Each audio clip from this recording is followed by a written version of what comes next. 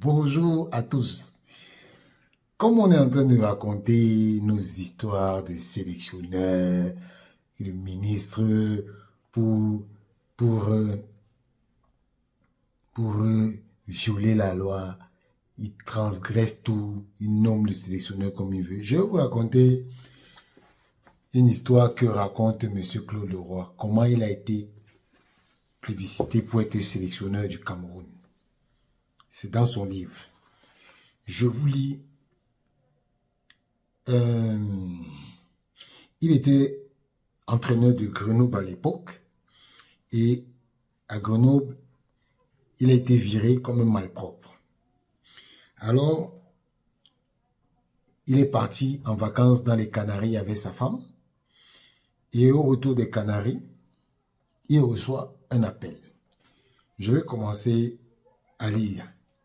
Il dit: quelques semaines interminables s'écoulent et je reçois un jour l'appel de Jean Njolea, l'ambassadeur du Cameroun en Espagne.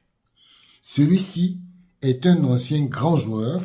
C'est quand même Jean Njolea qui a créé l'UNFP en France, l'Union nationale des footballeurs professionnels.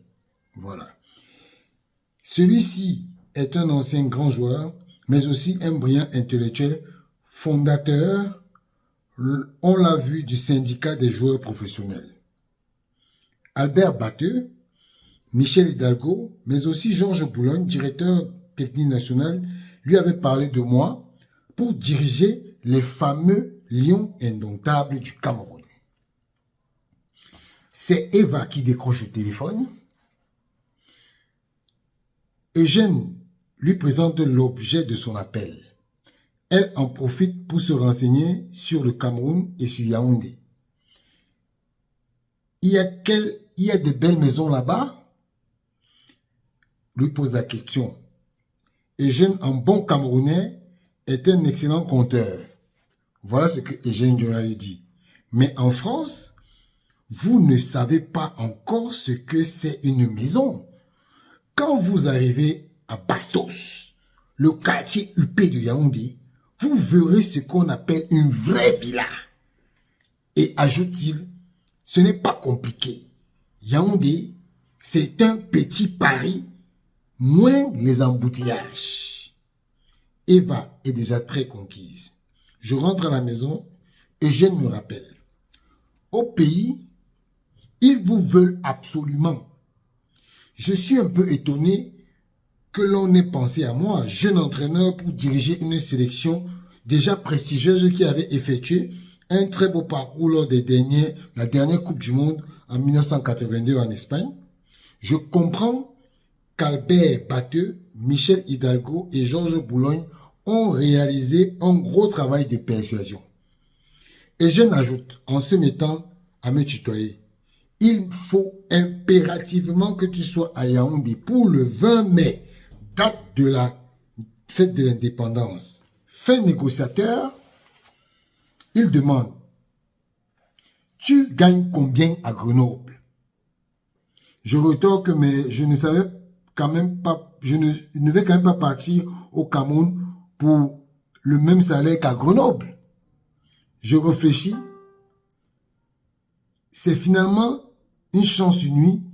Je viens d'être remercié par Grenoble et l'on me propose de devenir sélectionneur d'une équipe nationale plutôt prestigieuse. Et puis, par-dessus tout, il y a l'Afrique qui m'attire, peut-être des souvenirs déjà confus de notre escapade au Congo avec Ajaccio. Je suis forcément intéressé aussi par cette Afrique en miniature que constitue le Cameroun. Des confins du Sahel à la forêt équatoriale, toutes les routes poussiéreuses, des savanes aux pirogues, des fleuves tumultueux, ces paysages sont multiples. Du sultanat Bamoun au Lamida de Garoua, des chefferies Bamileke à la cosmogonie Bassa, oui, de la colonisation allemande au mandat anglais et français, l'histoire du Cameroun est aussi un résumé de l'histoire africaine. C'est encore le pays d'Aïdjo, un des pères de la francophonie, ou Manu Dibango, le prestigieux saxophoniste. Je me décide d'aller voir, juste voir, et je demande 2 billets d'avion pour Eva et moi. Nous convenons tous les deux que c'est la seule condition que Yaoundé nous plaise à tous les deux, que nous accepterons et que nos filles nous rejoindront.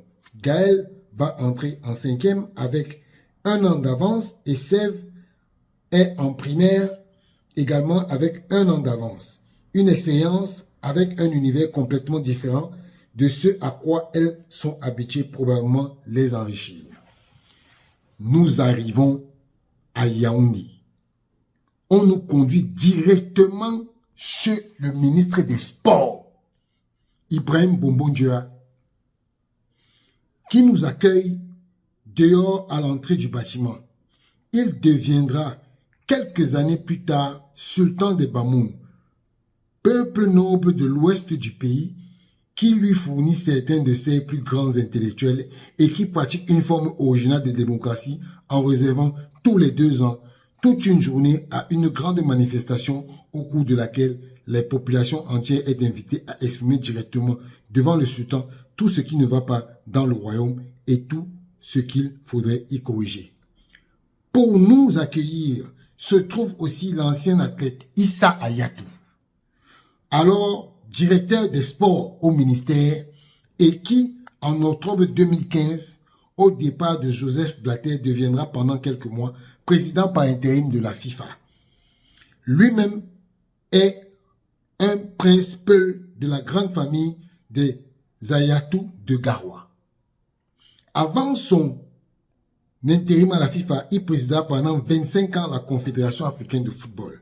C'est lui qui obtiendra le passage de 2 à 5 du nombre de places réservées à l'Afrique en phase finale de la Coupe du Monde. Malheureusement, il souffrira des polémiques nées de la part d'une décision de condamner la sélection du Togo pour s'être retirée de la CAN 2010 à la suite d'un attentat dont elle avait été victime au Cabinda et avait fait 2 morts et 8 blessés dans les rangs, et d'autre part d'un arbitrage contesté en cette même année en finale de Ligue des Champions entre le TP Mazembe et la République, le TP Mazembe et l'Espérance de Tunis.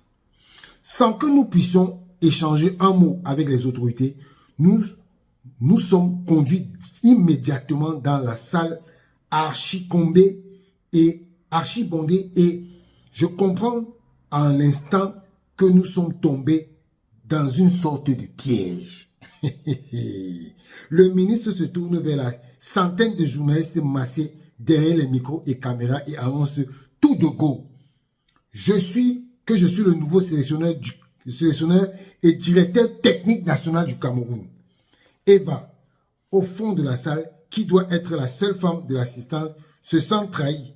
Elle est abasourdie et me lance un regard noir qui signifie « Mais comment tu as pu me faire ça? Accepter cela sans mon accord, moi-même je suis pris au piège. » On me tend un micro et je ne peux que déclarer « Je suis très content. » On me questionne en français et en anglais. Les journalistes de la minorité anglophone de ce pays sont ravis de constater que je pratique leur langue. La conférence de presse dure plus d'1 heure. Une mini polémique surgit. Comment peut-on confier à un quasi-inconnu la responsabilité de la sélection camerounaise, joyau du patrimoine national? Elle s'éteint rapidement car le joyau a pâli ces derniers mois avec l'accumulation de mauvais résultats et avec l'élimination du Cameroun de la phase finale de la Coupe du Monde 1986. On nous amène au bureau du ministre qui s'adresse enfin à moi. Monsieur l'entraîneur, je ne pouvais pas faire autrement. Vous avez vu? Je me tourne alors vers Eva et lui dis, tu vois, bien que je n'étais pas au courant, elle est au bord des larmes. Le trajet entre l'aéroport et le ministère lui a donné une impression de la ville très éloignée. Un petit Paris, même s'il est vrai qu'elle y a noté moins d'embouteillages, rue défoncée à la latérite rouge, cochons et chèvres qui se disputaient les reliefs, de nombreux tas d'ordures qui jonchent le bord des routes et surtout maisons lépreuses aux murs moisissants. Claude Voix.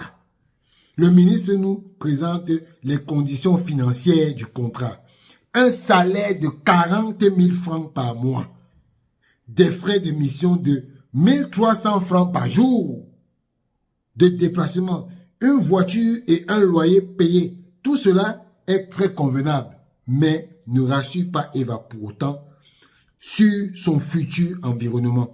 J'ai toujours considéré que le lieu d'habitation était un point important. Il est vrai que moi-même, je ne passe l'essentiel de mon temps sur les terrains avec mes joueurs et je pourrais me contenter des conditions de vie plus spartiates. Mais pour Eva et nos enfants qui m'accompagnent, je dois être exigeant et veiller à ce qu'ils se sentent bien à la maison.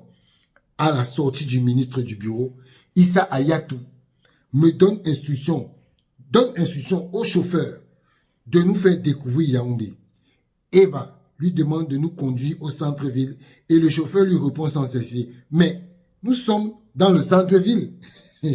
Nous roulons sur ce qu'on appelle Yaoundé, la montée en rouge. Eva comprend alors que l'urbanisme des capitales africaines est fort différent de ce qu'elle connaît et comprend qu'elle ne retrouvera pas les centres-villes de nos cités européennes. Il nous fait aussi visiter plusieurs villas. Elles sont très loin de la description enthousiaste de Jeanne Jolia. Et déjà, je comprends qu'Eva envisage de moins en moins de renoncer à sa maison confortable en dehors, soignée de la montée de Chamrousse. C'est ici en France. J'essaie de la rassurer en lui précisant que nous ne nous sommes pas encore rendus dans le quartier résidentiel Bastos, au nom de la fabrique de cigarettes qui s'y trouve, où j'espère que nous pourrons trouver un logis plus conforme à ce qu'elle attend. Le chauffeur nous conduit enfin à notre hôtel. Le Sofitel Montphébé, situé plutôt sur les hauteurs de Yaoundé, à 2 minutes en voiture du palais présidentiel. Le lieu est magnifique et Eva reprend provisoirement goût à la vie dans ce havre de tranquillité. Elle ne sait pas encore que nous allons, avec nos filles, passer plusieurs années de nos vies dans cet établissement. En effet, les jours qui suivent, nous poursuivons nos recherches de villas et nous ne trouvons rien qui puisse nous convenir. Nous nous renseignons sur les établissements scolaires et nous sommes rassurés quant à la qualité de l'école et du lycée français pour Sèvres et Gaël, tout en constatant qu'ils sont diamétralement opposés de la ville et que cela nous contraindrait à organiser un méticuleux balai logistique de chauffeurs pour les amener à leur cours et revenir les chercher. Nous sommes, Eva et moi, chacun dans la pensée très éloignée. Je réfléchis en priorité aux défis sportifs qui se posent à moi pour redresser la grande équipe qui connaît une phase délicate et Eva, quant à elle, est préoccupée à l'aménagement d'une vie confortable pour la famille. Nous rentrons en France et dès mon arrivée, on me fait part d'une nouvelle qui me fait tout de suite rêver. La Fédération camerounaise a organisé pour la sélection nationale locale, c'est-à-dire l'équipe composée exclusivement de joueurs opérant dans le championnat national, une tournée de 5 semaines au Brésil dès le mois de juin et on m'annonce aussi la perspective de compléter ces matchs de préparation à la Coupe afro-asiatique qui doit se tenir en septembre par la tournée en Allemagne. Je suis enthousiaste et à l'idée de découvrir le Brésil, qui est bien sûr un énorme pays du football, mais qui, pour moi, aussi celui d'Oscar Niemeyer, le concepteur de la ville de Brasilia, de la Bossa Nova, de João Gilberto et du film Orfeu Negro de Marcel Camus. Je retourne seul à Yaoundé. Eva et nos filles restent à Grenoble. L'année scolaire n'étant pas terminée, cette tournée devant me tenir plusieurs semaines éloigné de Yaoundé, il n'y a pas de raison pour ma famille de déménager tout de suite. Je commence à assister au match du championnat local. Je dois repérer le maximum de joueurs en un minimum de temps. C'est un vrai défi pour moi. J'organise un stage, stage sur stage, et je finis par retenir 22 joueurs pour l'Allemagne. Voilà comment Claude Leroy a été recruté. Voilà. Pour ceux qui pensent que un ministre, ça c'était avant. Ce n'est pas maintenant. C'était avant. Les ministres aujourd'hui ne recrutent plus les entraîneurs. Ça, c'est terminé, ça. Voilà. C'était l'histoire de Claude Leroy. Je reviendrai un autre jour pour raconter une autre histoire et la suite. Ciao.